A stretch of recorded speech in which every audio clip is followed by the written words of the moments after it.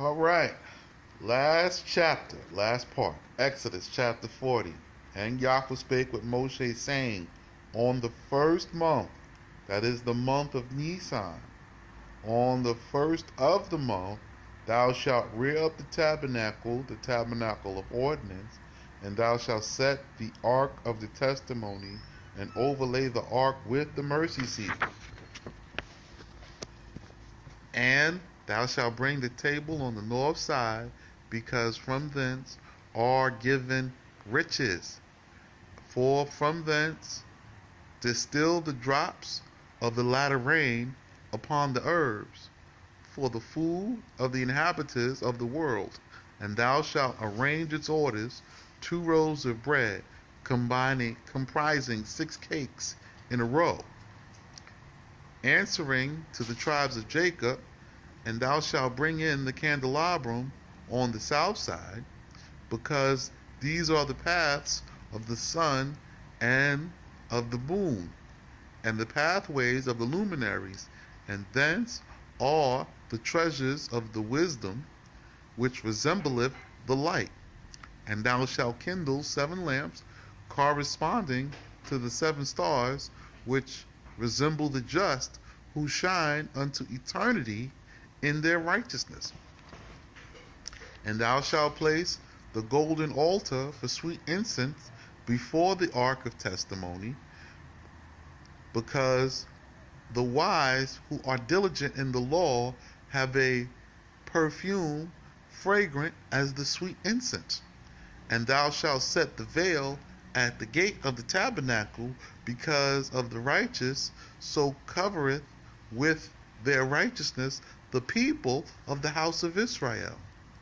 And thou shalt place at the altar of burnt offerings before the door of the tabernacle of ordinance, because the rich who spread the table before their doors and feed the poor shall have their sins forgiven what time they make the offering upon the altar. And thou shalt place at the laver between the tabernacle of ordinance and the altar, and put therein for the sins of such as convert by repentance, and pour off their perversity like water. And thou shalt place the court round about, because of the merit of the fathers of the world, which encompass the people of the house of Israel round about. And thou shalt set the hanging of the gate of the court on account of the merit of the mothers of the world, which spreadeth at the gates of Gehenna, that none may enter there of the souls of the children of the people of Israel. Gehenna is hell. And thou shalt take the consecration oil, and anoint the tabernacle, and all that is therein, and shalt sanctify it on account of the crown of the kingdom of the house of Yehudah, and of the king Mashiach, who is to redeem Israel at the end of the day. And thou shalt anoint the altar of burnt offerings, and all its vessels, and consecrate the altar, that it may be an altar most holy, on account of the crown of the priesthood of Aaron and his sons, and of Elijah the great priest, who is to be sent at the end of the captivity. Now we have 2 Mashiachs. And thou shalt anoint the laver and its base, and consecrate it on account of Yehoshua, thy minister chief of the Sanhedrin of his people, by whose hand the land of Israel is to be partitioned, and of Mashiach bar Ephraim, who is to spring forth from him, by whose hand the house of Israel is to vanquish Gog and his confederates at the end of days. 3 Mashiachs. So you have the Mashiach from the line of Yehudah, King Mashiach, the descendant of King David, who comes at the end of days.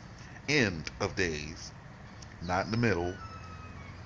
And Elijah, the son of Aaron, who's going to be the high priest at the end of the captivity, at the end of days. And you have from Joshua, who was of Ephraim, you have the one who will spring from him, who will lead the armies to defeat Gog and his confederates also at the end of days. So you have all three present and accounted for at the end times, right? Two show up first and one shows up later because Gog doesn't come to attack Israel until Israel is abiding in peace and they receive the fullness of the land. And it will be called Jerusalem at that time. But I understand we ain't get there yet. Yet. But we will, time, slowly, because that to get into that you have to get all the way over to Ezekiel, and so we have to go through Ezekiel. The same way I went through the whole law, you have to go through Ezekiel and do it and see what the revelations are. So I'm going to complete this out. And thou shalt bring Aaron and his sons to the door of the tabernacle and wash them in water, and clothe Aaron with the holy vestments, and anoint him and consecrate him, that he may minister before me. And his sons thou shalt bring near, and dress them with tunics, and anoint them. And thou didst anoint their fathers, that they may minister before me. And their consecration shall be for a perpetual priesthood in their generations. And Moshe did all that Yahweh commanded, so did he. And it was in the first month, that is the month Nisan, in the second year, and in the first month, that he reared up the tabernacle. So it was the second year of the Exodus now. This thing takes time. So it's the first month in the second year. Alright? And Moshe reared the tabernacle and its bases, and set its boards, and placed its bars, and reared its pillars. And he spread the tent over the tabernacle, and placed the covering of the tabernacle upon it above, as Yahweh has commanded. And he took the two staples of stone, and the tables of the covenant, which were given to him in Horeb, which was one of the mountains in the Sinai mountain. Okay? And set them for a sign in the house of instructions, that they are the tables of the testimony, and the broken tables he deposited in the ark. And set the staves in the ark, and placed the mercy seat with the kerubiah that were produced for it of beaten work upon the ark above it. And he brought the ark into the tabernacle, and set the veil of the covering, and shadowed there the ark of the testimony, as Yahweh commanded. And he placed the tabernacle in the tabernacle of ordinance, at the side of the tabernacle northward without the veil, and set in order upon it the rows of bread before Yahweh, as Yahweh commanded, and placed the candelabrum in the tabernacle of ordinance over against the table on the side of the tabernacle southward, and kindled the lamps before Yahweh, as Yahweh commanded, and set the golden altar in the tabernacle of ordinance before the veil, and burnt sweet incense upon it, as Yahweh commanded, and set the hanging at the gate of the tabernacle, and the altar of burnt offerings he placed at the gate of the tabernacle, and offered thereon the burnt offering of the oblation, as Yahweh commanded Moshe. And he set the laver upon its foundation between the tabernacle of ordinance and the altar, and put living water therein for purification, that it may not fail, nor become corrupt all the days. And Moshe and Aaron and his sons took from it for their ablutions, and sanctified therewith their hands and feet. At the time they entered the tabernacle of ordinance, or approached unto the altar, they purified themselves, as Yahweh commanded Moshe. And he reared up the court round about the tabernacle and the altar, and placed the hangings which was for the gate of the tabernacle, and Moshe completed the work. Then the cloud of glory overspread the tabernacle of ordinance, and the glory of the Shekinah of Yahweh filled the tabernacle, and Moshe was not able to enter the tabernacle of ordinance, because the cloud of glory rested upon it, and the glory of Yahweh Shekinah filled the tabernacle. At the time when the cloud of glory ascended from the tabernacle, the sons of Israel went forward in all their journeys. But when the cloud of glory went not up, they did not go forward until the day when it was ascended. So they sat there. If the cloud was down, we ain't going nowhere. We're going to be here for a while. If the cloud went up, okay, pack up everything, y'all. It's time to go. For when the cloud of glory when the cloud of the glory of Yahweh overspread the tabernacle by day as a column of fire, it gave light in the night, that all the sons of Israel might see in all their journeys. Now I'm going to read Leviticus chapter 1, and my Ak is going to complete this. But I want to show you something that's very important, because it says Moses didn't enter, right? We just read, like, after it was finished and Moses saw the cloud, he ain't go in there. He was scared. He had fear and respect. So let's see what happened to cause this, because this is the first thing that they deal with in Leviticus 1:1.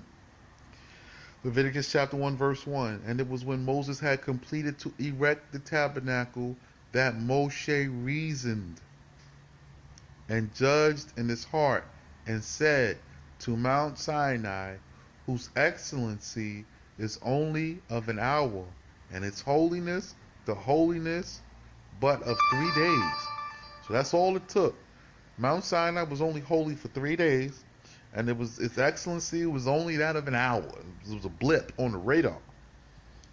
I could not ascend until the time that the word was spoken to me, but the excellency of this tabernacle of ordinance is an eternal excellency. So the tabernacle of ordinance must return back, because it's eternal. It's going to be everlasting. It's still here. It's still around somewhere, and it has to be brought back or remade. Either or. There's only one or the other. It's an eternal excellency, and its holiness an everlasting holiness. Therefore it is right. So Moses said, okay, I can't go in. And he says, now this is why. Therefore it is right that I should not enter within it until the time that I am spoken with from before Yahweh. Then the word of Yahweh called unto Moshe, and the word of Yahweh spoke with him from the tabernacle of ordinance, saying. Now, I'm stopping right there. That's the first verse. So now we see the overlapping. So we're getting into the ordinances, right? And the statutes. So this is how things play out. This is how you walk through the law and actually execute it with things that happen in your life, because things just come up. So Moshe says, you know what? When I was at Mount Sinai, right? He said, set this border up and do all of this stuff. And he said, Moses, you come up when I call you.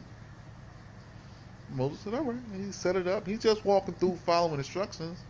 And then the mountain did all of this stuff, and everything was holy, and the cloud descended. And then the Most High called him, and he ascended the mountain. And he said, all right, you know, this is very similar to the same pattern. There's a border, and there's another border, and then you have the tabernacle, which was the mountain, and now it's not the mountain, now it's the tabernacle, and the cloud is descending. I don't think I should go in there till he called me. You know what I'm saying? I'll wait. You know, we done anointed all of this stuff. He's in there. You know, he told us not to go in there. He told me don't go in there the last time till I come. He ain't changed at all. So I think I'll just wait. And then the Most High called him. Why? He had waited for him to reason out to get an understanding. And when he reasoned and got the understanding, the Most High says, yeah, it's a good thing. Now come here. I'm calling. The layers, you see, the layers of the truth just unfold. You can't just go into the Most High any way you want, however you want, and everybody can't go. That's just what it is. And then in the book of Leviticus, he begins to lay out when to come in, who can come in, the Levites that come in, who's doing what job. This is military precision at its finest. All right. So I've completed the reason of the covenant law, and now we're going to get into the statutes. All right. And the ordinances as given by the mouth of Yah. And we'll see what happens with the stories and the people and how things play out to check for the consistency of keeping the law.